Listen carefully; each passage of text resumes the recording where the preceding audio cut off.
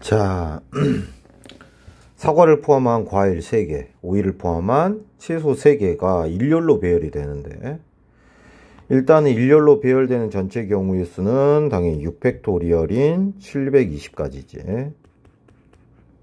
자, 그 중에서 사과 양쪽 옆에 채소를 배열하거나, 그러면 얘를 사건 A, 그리고 얘를 사건 B라고 해줘야겠네. 자, 그러면 우리가 구해야 될 건 건하니까 합사건이고, 당연히 A랑 B를 더한 다음에 둘의 곱사건을 빼는 쪽으로 문제 해결을 가져가야겠지. 자, 얘는 그럼 뭐냐? 사과 양쪽 옆에 채소가 와야 된대.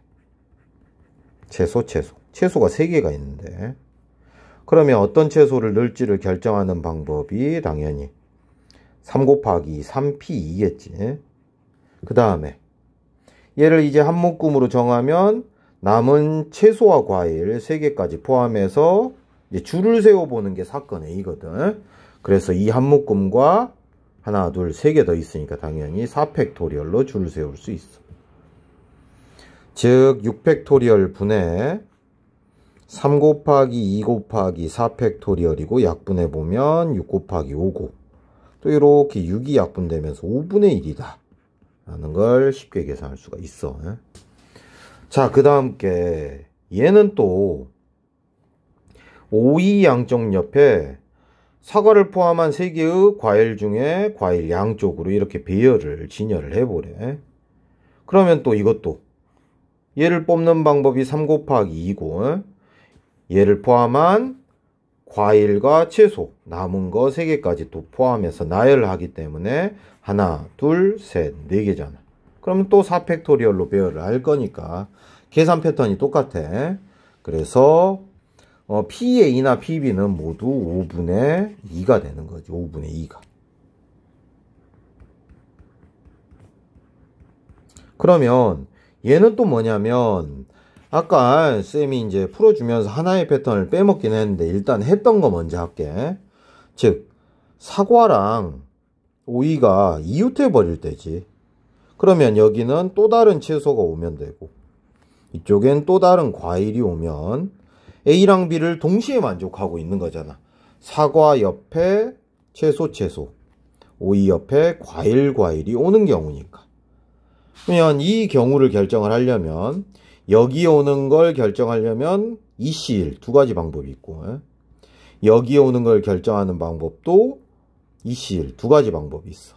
그럼 얘가 한 묶음이 되고 남은 2개까지 포함해서 배열을 하는 방법이 3팩토리얼이 있는 거지.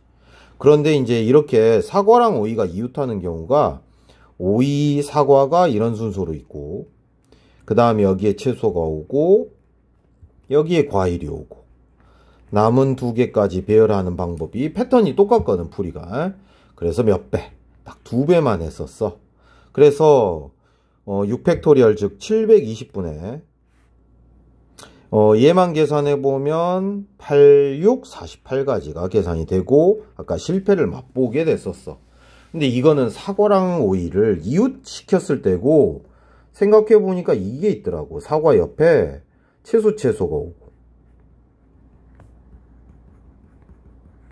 또 오이 옆에 과일이 올 수도 있었더라고. 이웃하지 않고도. 이 패턴을 빼먹었어.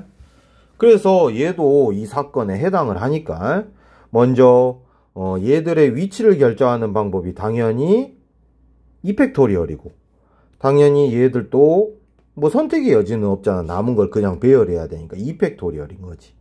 그래서 2팩토리얼 곱하기 2팩토리얼이니까 4가지가 되는 거지. 이것만 있지는 않지. 즉 이 무리와 이 무리가 이 위치를 교환할 수가 있으니까 딱 2배가 더 있는 거야. 2배가. 그래서 8가지 경우의 수가 더 있어. 그래서 720분의 56이고 8로 약분해보면 90분의 7이 되는 거지. 그래서 곱사건의 확률이 90분의 7을 빼주게 되는 거예요. 이렇게. 됐지? 아, 요거 5분의 1이었는데 5분의 2라고 써놨냐?